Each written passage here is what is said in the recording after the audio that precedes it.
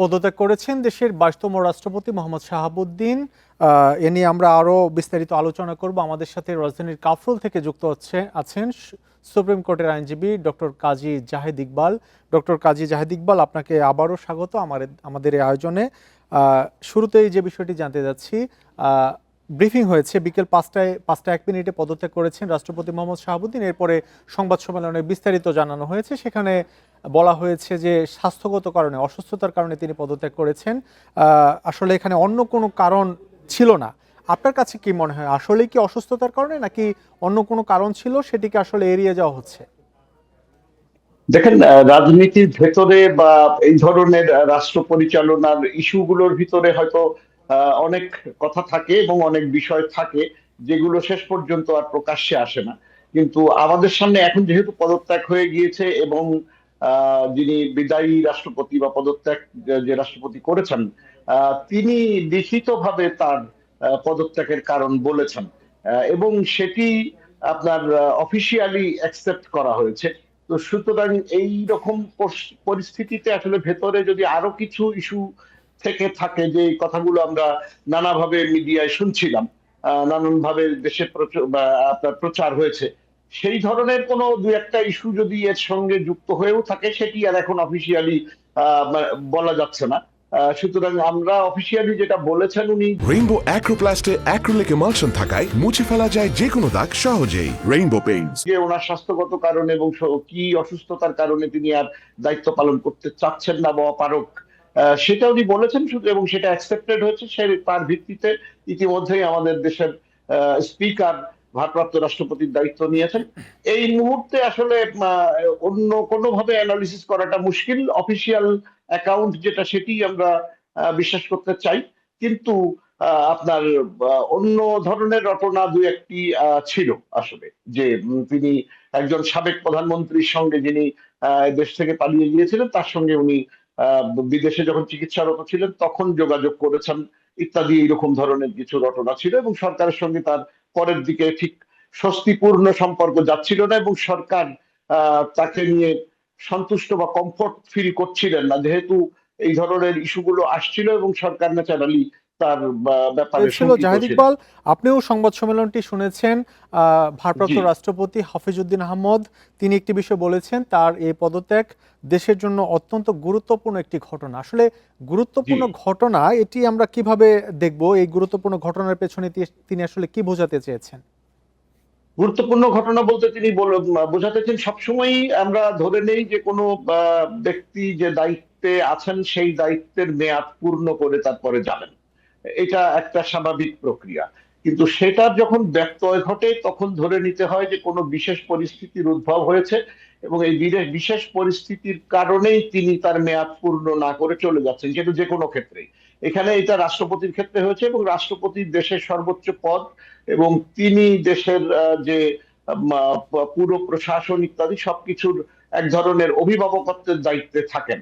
যদিও আইন অনুসারে এবং সংবিধান অনুসারে তার খুব বেশি প্রশাসনিক বা ইত্যাদি ক্ষমতা নাই, সাংবিধানিক ক্ষমতা খুব বেশি কিছু নাই, তিনি টিটুলার হেড হিসাবে দায়িত্ব পালন করে থাকেন বা আনুষ্ঠানিক প্রধান হিসাবে দায়িত্ব পালন করে থাকেন। তবুও পদমর্যাদাগত কারণে, যেহেতু এটি সর্বোচ্চ পদ রাষ্ট্রের, সেই কারণে তার একটা অভিভাবক সুলভ একটা অবস্থান থাকে সাধারণত।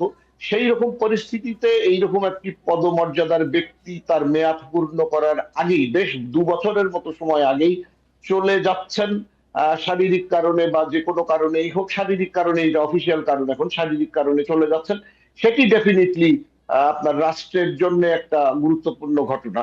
সেই কারণেই আমাদের স্পিকার মহোদয় এরকম কথা বলেছেন যে এটা আসলে একটা বড় ঘটনা, এবং বড় এর ঘটনা আগেও এবং বাংলাদেশে গুরুত্বপূর্ণ এই ধরনের ঘটনা। জাহেদ ইকবাল, উদাহরণ আরেকটি আছে। বিষয় জানতে চাই আপনার কাছে। আহ, মোহাম্মদ শাহাবুদ্দিন, সদ্য বিদায়ী রাষ্ট্রপতি যিনি, তিনি এর আগে 2025 সালে বিদেশি গণমাধ্যমের সাক্ষাৎকারও দিয়েছিলেন তিনি আসলে এই পদে বেশি দিন আর থাকতে চাইছেন না। জি, আমরা বিভিন্ন সময় দেখেছি যে তার পদত্যাগের দাবি তুলেছেন রাজনৈতিক দলের নেতারা, এবং তার জি, বাসভবন বঙ্গভবনের সামনে আন্দোলনও হয়েছে অন্তর্বর্তীকালীন সরকারের সময়। তো মানে জি। এসব ঘটনায় কি মনে হচ্ছে যে আসলে আওয়ামী লীগ সরকারের পতনের পর থেকে তার পদত্যাগের আগ পর্যন্ত তিনি কি স্বাধীনভাবে কাজ করতে পারেননি, এমন কি মনে হচ্ছে আপনার? ধরেন, একটা বিষয় হলো যে তিনি খোলাখুলি ভাবে আপনার তত্ত্বাবধায়ক বা ইন্টিরিম সরকারের পরে বিভিন্নভাবে সংবাদ মাধ্যমে বলেছিলেন যে ইন্টিরিম সরকারের সময় তিনি তার স্বাধীনতা বা রাষ্ট্রপতি হিসাবে যে ধরনের দায়িত্ব পালন করার কথা সেই সকল ক্ষেত্রে বাধাগ্রস্ত হয়েছেন, বা তিনি যথাযথভাবে তাকে মূল্যায়ন করা হয়নি, এইরকম একটি শব্দ তিনি ব্যবহার করেছেন, যে তাকে অবমূল্যায়ন করা হয়েছে ওই সময়ে। তার মানে ওই সময় তিনি স্বাধীনভাবে বলেন অথবা রাষ্ট্রপতি হিসাবে তিনি যে মর্যাদার সঙ্গে দায়িত্ব পালন সেটি করতে পারেননি বলে এরকম দাবি করেছেন তিনি। সেটা কারণও ছিল, কারণ হলো তিনি অন্য যে সরকার গণ অভ্যুত্থানের মাধ্যমে বিদায় হয়েছে সেই সরকার কর্তৃক নির্বাচিত রাষ্ট্রপতি ছিলেন। সুতরাং তার প্রতি যারা নতুন সরকার গঠন করেছিলেন তাদের একটি সন্দেহের বিষয় ছিল, এবং একই সঙ্গে তারা অবশ্যই কমফোর্টেবল ছিল না রাষ্ট্রপতির সঙ্গে, এবং তার প্রতি নিশ্চয়ই যে তিনি যথাযথভাবে সাপোর্ট দিবেন কিনা নতুন সরকারকে, এই সকল নানান রকম ইস্যু কিন্তু তখন ছিল। সেই সকল কারণেই এছাড়া এই নতুন সরকার, অর্থাৎ এই সরকারের আগের সরকার ইন্টিরিম সরকার যথাযথভাবে তার সঙ্গে কোঅপারেট করছিল না, বা তারা মনে করছিল যে ওনাকে একটু কনফাইন করে বা একটু আড়ালে রাখতে পারাটাই সরকারের জন্য স্বস্তিকর। এইরকম একটা জাহিদ ইকবাল, ব্যাপার আপনার ওই কাছে সময় আরেকটি ছিল। বিষয় জানতে চাই। অনেকেরই ধারণা ছিল যে অন্তর্বর্তী সরকার দায়িত্ব নেবার পরেই তিনি পদত্যাগ করবেন। এরপরেও তিনি যখন নিজ থেকে পদত্যাগ করলেন না, বিএনপি সরকার ক্ষমতায় আসলো 26-এ, তখনও কিন্তু অনেকে ধারণা করেছিল যে তিনি নিজ থেকেই খুব দ্রুত এরকম পদত্যাগ কথা করবেন। উঠেছিল। এরপরেও 5 মাস চলে গেল। আসলে এই দীর্ঘদিন তার নিজ থেকে পদত্যাগ না করার পেছনে তার কি আসলে এই পদে থেকে যাওয়ার ইচ্ছে ছিল, এরকম কি মনে হচ্ছে আপনার? না, ওনার হয়তো ইচ্ছা ছিলই, কারণ রাষ্ট্রপতি পদে উনি 5 বছরের জন্য এসেছেন, সেই পদে 5 বছর সময় পূরণ করবেন, এটা খুব অস্বাভাবিক ইচ্ছা না, সেটা হতেই পারে। কিন্তু আমার যেটা মনে হয়েছে যে ইন্টিরিম গভর্নমেন্ট যখন এসেছেন তখন, এবং তার পরবর্তীতে বিএনপি সরকার নির্বাচিত হয়ে দায়িত্ব গ্রহণের পরে এই সময়কালে আসলে এই সরকারগুলো ওনাকে রাষ্ট্রপতি পদ থেকে সরিয়ে দিতে চায়নি, যদিও খুব কমফোর্টেবলি কাজ করতে পারছিল না তারা ওনার সঙ্গে, কিন্তু সরিয়ে দিতে চাইনি খুব সম্ভবত সাংবিধানিক ধারাবাহিকতা বা সাংবিধানিক জটিলতা অ্যাভয়েড করার জন্য। তার কারণ হলো আহ, একটি নতুন সরকার ইন্টারিম গভর্নমেন্ট যেটা আসছিল তাদের জন্য একটা সাংবিধানিক ধারাবাহিকতা রক্ষা করে একটা নতুন নির্বাচিত সরকারের হাতে ক্ষমতা পৌঁছে দেওয়ার জন্য যে প্রক্রিয়া, সেটি স্মুথ করার জন্য আসলে রাষ্ট্রপতিকে এই পদে রেখে দেওয়াটা অনেকটা প্রয়োজন ছিল। এই জন্য তারা আর কোনো অ্যাডভেঞ্চার বা অন্য কোনো পথ অবলম্বন করেনি। সেই জন্য দফায় দফায় তার পদত্যাগের বিভিন্ন কথা, চাপ এবং আন্দোলন ইত্যাদি হলেও আসলে পদত্যাগের ঘটনাটি ঘটেনি। পরবর্তীতে বিএনপি যখন ক্ষমতা এসেছেন তখন বিএনপি হয়তো চেয়েছেন যে তারা স্টেবল হওয়া পর্যন্ত, অথবা এই সরকার কিছু দূর পর্যন্ত অন্তত যাতে সাংবিধানিক একটা জটিলতা বা কোনো অসুবিধা তৈরি না হয়, সেই কারণে বিএনপি সরকার ক্ষমতায় আসার পরেও যেহেতু ওনার ওনার পদত্যাগের বিভিন্ন রকম কথাবার্তা শোনা গেলেও ঘটনাটি গত 5 মাসে ঘটেনি।